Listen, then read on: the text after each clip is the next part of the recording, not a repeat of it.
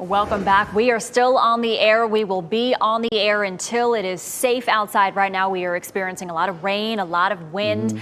We have reporters all over Raleigh. We have reporters in Durham as well as the coast. And we have reporters in Edgecombe County as well. And that's where we find WRAL's Keenan Willard. Keenan, I'm very familiar with Edgecombe County and storms, and I know those folks down there too are bracing. Yeah, they're no stranger to rainstorms in this area, and you can see it's coming down here. What feels different so far is the wind, and specifically when it gusts really heavily. We actually just had our camera blow back a little bit right before we came on right now.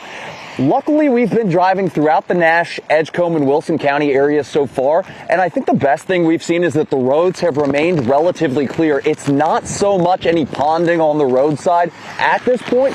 What we're thinking about is the wind picking up, and that's actually what inspired the tornado watch that's been ongoing for our eastern county regions for at least the last half hour at this point. That's one of the things we're trying to focus on in this area, is how severe is the impact from the wind going to be. But on the other hand, it's these low-lying areas that are particularly susceptible to flooding, specifically this Tarboro-Princeville area. Right on the other side of this cotton field there is the Tar River. Historically, that's going to rise if we see significant rainfall that's going to be building up enough to come over the edges. Because this is such a low-lying area, they can see water build up in the grass here, on the roads here, and in the community very quickly. That's part of why Edgecombe County already has an emergency management shelter ready. It's not activated at this point. They haven't gotten any reports of significant damage, of any people who have suffered flooding or outages that would need to go there, but they're standing ready. The county manager says they have staff that are already kind of preemptively going throughout the community,